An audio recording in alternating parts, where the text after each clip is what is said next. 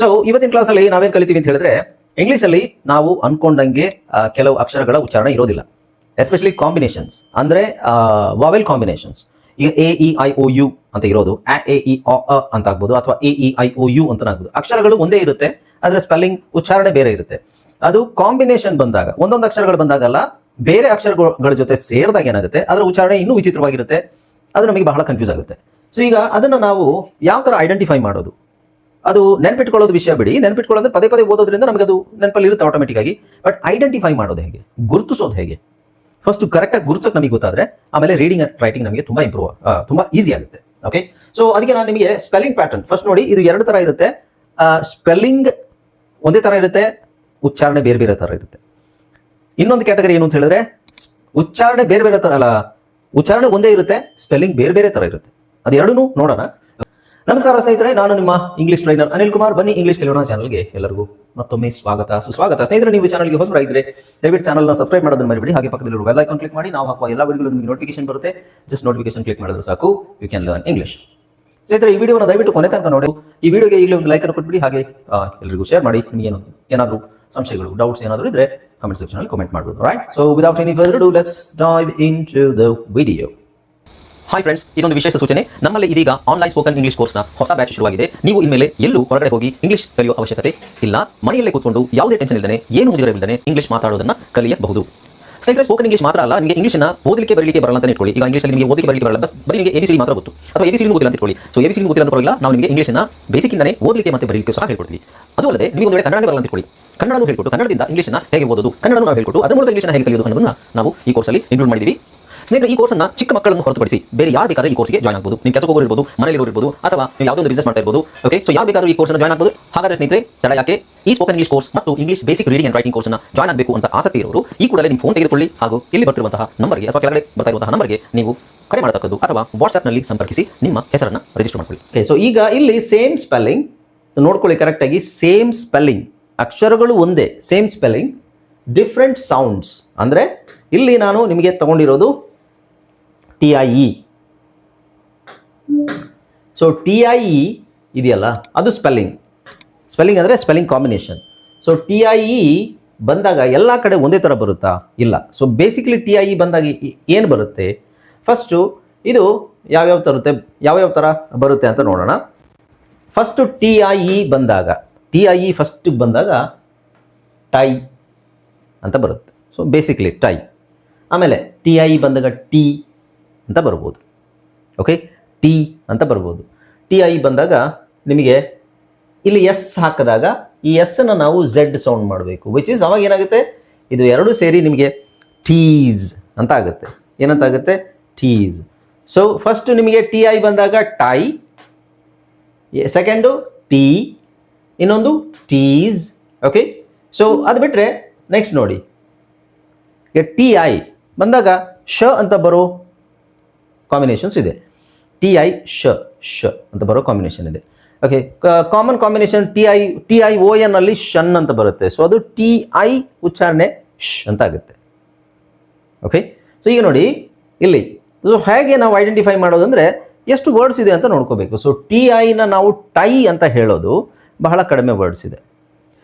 Tie ಅಂತ ಹೇಳೋದು ನೋಡಿ, TIE ಟೈ, ಅನ್ಟೈ, ಟೈ ಅಂದರೆ ಕಟ್ಟುವುದು, ಅನ್ಟೈ ಅಂದರೆ ಬಿಚ್ಚುವುದು, ರೀಟೈ ಮತ್ತೆ ಕಟ್ಟುವುದು, ನೆಕ್ ಟೈ. ಓಕೆ, ಇಲ್ಲಿ ಕುತ್ತಿಗೆ ಹಾಕೊಳ್ಳೋ ನೆಕ್ ಟೈ, ಬೋ ಟೈ. ಸೊ ಇಷ್ಟೇ ವರ್ಡ್ಸು ಕಾಮನ್ ಆಗಿ ಯೂಸ್ ಮಾಡೋದು. ಆದರೆ TI ಬಂದಾಗ ಟಿ ಅಂತ ಯೂಸ್ ಮಾಡೋದು ನೋಡಿ. ಇಲ್ಲಿ ಆನ್ ಟಿ, AUN ಬಂದಿದೆ, ಇಲ್ಲಿ AU ಇದೆ. AUನ ಇದೊಂದು ಪದದಲ್ಲಿ ಮಾತ್ರ ಆ ಅಂತ ಬಳಸ್ತೀವಿ, ಬೇರೆ ಎಲ್ಲ ಪದದಲ್ಲಿ ನಾವು ಆ ಅಂತ ಬಳಸ್ತೀವಿ. Okay, so aunty, bestie, ಇಲ್ಲಿ ಕೊನೆಯಲ್ಲಿ ಬಂದಿದೆ, ಇಲ್ಲೂ ಕೊನೆಯಲ್ಲಿ ಬಂದಿದೆ. ಹೌದು, aunty, bestie, beauty, cutie, nightie, ಫ್ಯಾನ್ಟಿ, ಸ್ಮಾರ್ಟಿ, ಸಾಫ್ಟಿ, ಸ್ವೀಟಿ, ಟೋಸ್ಟಿ. ಇದರಲ್ಲೂ ಜಾಸ್ತಿ ವರ್ಡ್ಸ್ ಇಲ್ಲ. ಓಕೆ, ಸೊ ನೀವು ನೋಡಬೇಕಾಗಿರೋದೇನು, ಈ ವರ್ಡ್ಸ್ ಬಂದರೆ ಇದನ್ನು ಟೈ ಅಂತ ಹೇಳಬೇಕು, ಈ ವರ್ಡ್ಸ್ ಬಂದರೆ ಇದನ್ನು ಕೊನೆಯಲ್ಲಿ ಟಿ ಅಂತ ಹೇಳಬೇಕು. ಅದು ನಮ್ಮ ಬುದ್ಧಿವಂತಿಕೆ. ಓಕೆ, ನೆಕ್ಸ್ಟ್ ಟೀಸ್ ಅಂದರೆ ಏನಿಲ್ಲ, ಕೊನೆಯಲ್ಲಿ ಟೀಸ್ ಅಂತ ಬರುತ್ತೆ. ಇಲ್ಲಿ ಎಸ್ ಬಂದರೆ ties. Okay, so cities, duties, treaties, abilities, charities, ಇದರಲ್ಲಿ ಜಾಸ್ತಿ ವರ್ಡ್ಸ್ ಇದೆ. ನಿಮಗೆ ಟೀಸ್ ಅಂತ ಬರೋದು ಜಾಸ್ತಿ ವರ್ಡ್ಸ್ ಇದೆ ನೋಡಿ. 60s, 50s, 40s, 30s, 20s, varieties, universities, properties, penalties, activities, communities ಎಲ್ಲ ಝೆಡ್. ಸೊ ಇ ಎಸ್ ಬಂದಾಗ ಝೆಡ್ ಯೂಸ್ ಮಾಡಬೇಕಿಲ್ಲಿ. ಓಕೆ, ನೆಕ್ಸ್ಟ್ ನಿಮಗೆ ಶ ಬರೋದು ವರ್ಡ್ಸು ಬಹಳ ಕಡಿಮೆ, 3 ವರ್ಡ್ಸ್ ನಿಮಗೆ ಶ ಅಂತ ಅಂದರೆ ಅಲ್ಲ ಇದರಲ್ಲಿ ಶ TIENT ಈ ಥರ ಬರುತ್ತೆ. TIEN TION ಬಂದರೆ ಶ ಅಂತಲೇ ಬಳಸಬೇಕು. ಸೊ ಇಲ್ಲಿ ನಾನು TIEN ತಗೊಂಡಿದ್ದೀನಿ, ಇಲ್ಲೂ TIEN ಇದೆ. ಸೊ TIEN ಅಲ್ಲಿ ಬರುವಂಥ ವರ್ಡ್ಸ್ ಇವು ಮಾತ್ರ, 3 ಮಾತ್ರ. Patient, patience, quotient. ಓಕೆ, ಅರ್ಥ ಆಯ್ತಲ್ಲ. ಇನ್ನು ಇಲ್ಲಿ ಆರ್ ಬಂದಿದೆ ನೋಡಿ ಕೊನೆಯಲ್ಲಿ, TIER ಬಂದಾಗ ಅದು ಸ್ವಲ್ಪ ಚೇಂಜ್ ಆಗುತ್ತೆ. TIER ಬಂದಾಗ ಏನಾಗುತ್ತೆ, ಟಿಯರ್ ಅಂತ ಆಗುತ್ತೆ. ಜಾಸ್ತಿ ವರ್ಡ್ಸು ಇಲ್ಲ ಅದರಲ್ಲಿ. ಸೊ ಫ್ರಂಟಿಯರ್, ಟಿಯರ್, ಇದು ಟಯರ್ ಅಂತ ಓದಬಾರ್ದು, ಟಿಯರ್. ಅದನ್ನೇ ನಾನು ಇಲ್ಲಿ ಕೊಟ್ಟಿರೋದು ನಿಮಗೆ. ಇದರ ಟಿಯರ್ ಅಲ್ಲಿ ಆರ್ ಆಮೇಲೆ ಹಾಕೋಬೇಕು. Tear, tear, frontier, prettier. Okay, R ಬಂದರೆ ಇಯರ್ ಅಂತಲೇ ಜಾಸ್ತಿ ಸೌಂಡ್ ಬರುತ್ತೆ, ಇಯರ್ ಅಥವಾ ಅಯರ್ ಅಂತ ಬರುತ್ತೆ ಆರ್. ಸೊ ದಟ್ ಈಸ್, ಅದಕ್ಕೆ ನಾವು ಆರ್ ಕಂಟ್ರೋಲ್ಡ್ ವಾವೆಲ್ಸ್ ಅಂತ ಹೇಳ್ತೀವಿ.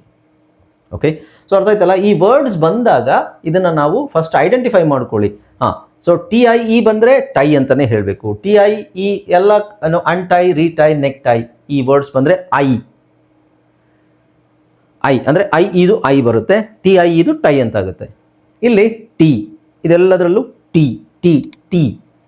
ನೆಕ್ಸ್ಟ್ ಇದರಲ್ಲಿ ಟೀಸ್, ಸೇಮ್ ಟೀನೇ ಬಟ್ ಎಸ್ ಸೇರಿಸಿದಾಗ ಟೀಸ್ ಅಂತ ಹೇಳಬೇಕು. ಇದರಲ್ಲಿ ಶ ಬೇರೆ ಎಲ್ಲೆಲ್ಲಿ ಬರುತ್ತೆ, TION, ಅದರಲ್ಲಿ TIAL, TION ಬಂದಾಗ ಶ ಅಂತ ಬರುತ್ತೆ. ಇಲ್ಲಿ TIE ಅಂತ ತಗೊಂಡಿರೋದು 3 ವರ್ಡ್ಸ್, ಪೇಷಂಟ್, ಪೇಷನ್ಸ್, ಕೋಷಂಟ್. ಟಿಯ ಎಲ್ಲಿ ಬರುತ್ತೆ, ಆರ್ ಇದ್ದಾಗ. ಕೊನೆಯಲ್ಲಿ ಆರ್ ಇದ್ದಾಗ ನಾವು TIE ಬಂದರೆ ಅದನ್ನು ಟಿಯರ್ ಅಂತ ಓದ್ತೀವಿ ಹೊರತು ಟಯರ್ ಅಂತ ಓದಲ್ಲ. ಓಕೆ, ಸೊ ಇವಿಷ್ಟು ವರ್ಡ್ಸು ನೀವು ಪ್ರಾಕ್ಟೀಸ್ ಮಾಡಿಕೊಂಡ್ರೆ ಇದೊಂದು ಕನ್ಫ್ಯೂಷನು ಕ್ಲಿಯರ್ ಆಗುತ್ತೆ. ಓಕೆ, ಸೊ ನೆಕ್ಸ್ಟು ನೋಡಿ, ಭಾಳ ವರ್ಡ್ಸ್ ಇದ್ದಾವೆ.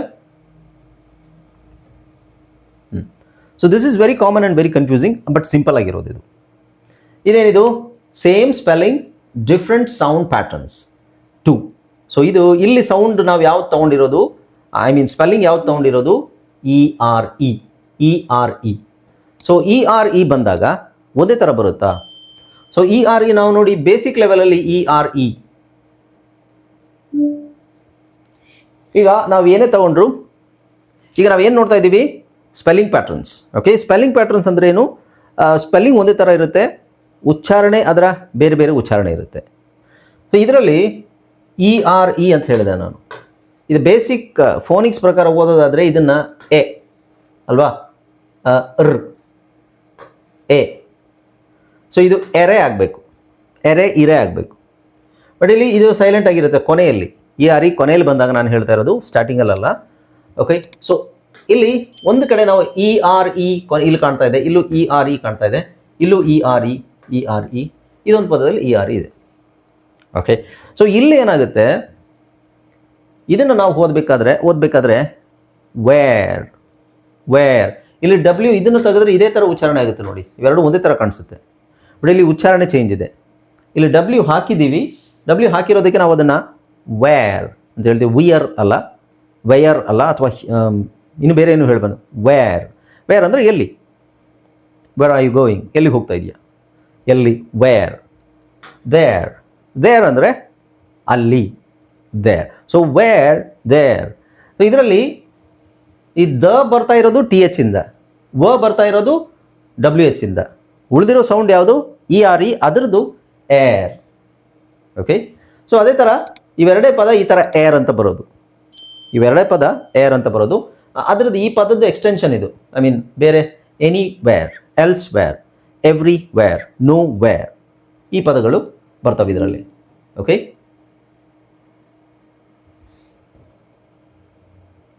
ಇಲ್ಲಿ ನೋಡಿ. ಸೊ ಇಲ್ಲಿ ಇದರಲ್ಲೆಲ್ಲ ನಾವು ಏನು ಹೇಳಬೇಕು, ಏರ್. ಕನ್ಫ್ಯೂಸ್ ಮಾಡ್ಕೋಬಾರ್ದು. ಈ ಥರ ಕಾಂಬಿನೇಷನ್ ಬಂದಾಗಲೇ ನಮಗೆ ಗೊತ್ತಾಗ್ಬಿಡಬೇಕು. ಸೊ ಇಲ್ಲಿ WHERE ವೇರ್, THERE ವೇರ್, ಇವೆರಡೂ ನಾನು ನಿಮಗೆ ಸೈಟ್ ವರ್ಡ್ಸಲ್ಲೇ ಹೇಳ್ಕೊಟ್ಟಿದ್ದೀನಿ. ಸೈಟ್ ವರ್ಡ್ಸ್ ನಾನು ಹೇಳಿದೆ, ಅದನ್ನು ಬಾಯ್ಪಾಠನೇ ಮಾಡಬೇಕು. Okay, so anywhere. ಸೊ ಇಲ್ಲಿ ಏನು ಸೇರ್ತಾ ಇದೆ, ಎನಿ ಸೇರ್ತಾ ಇದೆ. ಇಲ್ಲಿ ಏನು ಸೇರ್ತಾ ಇದೆ, elsewhere, anywhere, everywhere, nowhere, somewhere. ಇದೇನು ಬಹಳ ಕಷ್ಟದ ವರ್ಡ್ಸ್ ಅಲ್ಲ, ಯಾಕೆಂದರೆ ಇದು ನಿಮಗೆ ಆಲ್ರೆಡಿ ಸೈಟ್ ವರ್ಡ್ಸಲ್ಲಿ ಬಂದಿದೆ. ಬಟ್ ವರ್ಡ್ಸು ಚೇಂಜ್ ಆದಾಗ ಹಿಯರ್ ಈ ವರ್ಡನ್ನು ನಾವು ಸೈಟ್ ವರ್ಡಲ್ಲೇ ನಾನು ಹೇಳ್ಕೊಟ್ಟಿದ್ದೀನಿ ನಿಮಗೆ, site ವರ್ಡಲ್ಲಿ ಹೇಳ್ಕೊಟ್ಟಿದ್ದೀನಲ್ವ, HER here, Miya. So ಇಲ್ಲಿ ಈ ವರ್ಡ್ಸಿಗೆ ಜಾಸ್ತಿ ವರ್ಡ್ಸ್ ಇಲ್ಲ, ಬೇಸಿಕ್ಲಿ ಈ ERE ಕಾಂಬಿನೇಷನಲ್ಲಿ ಜಾಸ್ತಿ ವರ್ಡ್ಸ್ ಇಲ್ಲ, ಅದು ನೆನಪಲ್ಲಿ ಇಟ್ಕೊಳ್ಳಿ. HERE here, okay, HERE here, MERE, HERE. First ಕೇಳಿಸ್ಕೊಳ್ಳಿ, ಇದರ ಉಚ್ಚಾರಣೆನ ಕನ್ನಡದಲ್ಲಿ ಎಕ್ಸ್ಪೆಕ್ಟ್ ಮಾಡಬೇಡಿ. ಕನ್ನಡದಲ್ಲಿ ನೀವು ಸುಮ್ಮನೆ ನಾನು ಇಲ್ಲಿ ಬರೆದ್ರೂ ಅದು ಪ್ರಯೋಜನ ಇಲ್ಲ. ಕನ್ನಡದಲ್ಲಿ ಬರೆದ್ರೆ ನೀವು ಕನ್ನಡದಲ್ಲಿ ನೋಡ್ತಾ ಇರ್ತೀರ, ಇದನ್ನು ಓದೋಕ್ಕೆ ಇದ್ರ ಮೇಲೆ ಫೋಕಸ್ ಮಾಡಲ್ಲ. ಸೊ ಅದಕ್ಕಾಗಿ ನಾನು ಕನ್ನಡದಲ್ಲಿ ಯಾವ ವರ್ಡ್ಸು ಕೊಡ್ತಾ ಇಲ್ಲ ನಿಮಗೆ. ಸೊ ಹೇಳಬೇಕಾದ್ರೆ ಅಬ್ಸರ್ವ್ ಮಾಡಿ, ಹಿಯರ್ ನಾನು ಹೇಳಬೇಕಾದ್ರೆ ಅದ್ರ ಜೊತೆಗೆ ನೀವು ಹೇಳಬೇಕು. ಅದಲ್ಲದೆ ನಾನು ಪ್ರಾಕ್ಟೀಸ್ ಸಪ್ರೇಟಾಗಿ ಮಾಡಿಸ್ತೀನಿ ನಿಮಗೆ. Here, HERE here, MERE mere, REVRE revere, severe, sincere, sphere, adhere. Okay, next ಎಲ್ಲರೂ 90% ಜನ reading writing students and spoken English ಅವರು ಮಾಡೋ ಒಂದು ಮಿಸ್ಟೇಕ್ ಅಂತ ಹೇಳಿದ್ರೆ ಇದನ್ನು ವೇರ್ ಅಂತ ಹೇಳ್ಬಿಡೋದು. ವೇರ್ ಅಂತ ಹೇಳ್ಬಿಡೋದು. ಸೊ ಇದು ವೇರಲ್ಲಿ ಅನಿಸ್ಬೋದು, ವೇ ಅಂತ ಯಾಕೆ ಅನ್ಸುತ್ತೆ ಅಂತ ನನಗೆ ಗೊತ್ತಿಲ್ಲ. WE way. ಸೊ ವೆರ್ ಆಗಬೇಕು, ಅಥವಾ it is wear actually, wear. So where ಅಂತ ಹೇಳೋದು ಇದನ್ನು ಮಾತ್ರ, ವೇರ್. Or WEAR, wear. ಇವೆರಡು ಹೋಮೋಫೋನ್ಸ್. ವೇರ್ ಎರಡು ಒಂದೇನೆ, ಮೀನಿಂಗ್ ಚೇಂಜು, ಸ್ಪೆಲ್ಲಿಂಗ್ ಚೇಂಜು. ಇದು ವೇರ್ ಅಂದರೆ ಎಲ್ಲಿ, ಈ ವೇರ್ ಅಂದರೆ ಧರಿಸುವುದು. I am wearing a T shirt, I am wearing, where are you. So ಎರಡು ಒಂದೇ ಥರ ಇದೆಯಲ್ಲ, ಹೌದು, ಎರಡು ಒಂದೇ ಥರ ಇರುವಂಥ ಬೇರೆ ಬೇರೆ ಮೀನಿಂಗ್ ಇರುವಂಥ ಪದಗಳು ಕನ್ನಡದಲ್ಲೂ ಇದೆ. ಓಕೆ, ಅರ್ಥ ಆಯ್ತಲ್ಲ? ಸೊ ಇದನ್ನು ಪದೇ ಪದೇ ಓದೋದ್ರಿಂದ, ಪದೇ ಪದೇ ಪ್ರಾಕ್ಟೀಸ್ ಮಾಡೋದ್ರಿಂದ ನಾವು ಜಾಸ್ತಿ ವರ್ಡ್ಸ್ ಇಲ್ಲ ಇದರಲ್ಲಿ, ತಲೆ ಕೆಡಿಸ್ಕೊಬೇಡಿ, ಜಾಸ್ತಿ ವರ್ಡ್ಸ್ ಇಲ್ಲ. ಬಟ್ ಅದು ಬಂದಾಗ ಕರೆಕ್ಟಾಗಿ ಅದನ್ನು ಪ್ರೊನೌನ್ಸ್ ಮಾಡೋಕ್ಕೆ ನಮಗೆ ಗೊತ್ತಿರಬೇಕು. ಓಕೆ.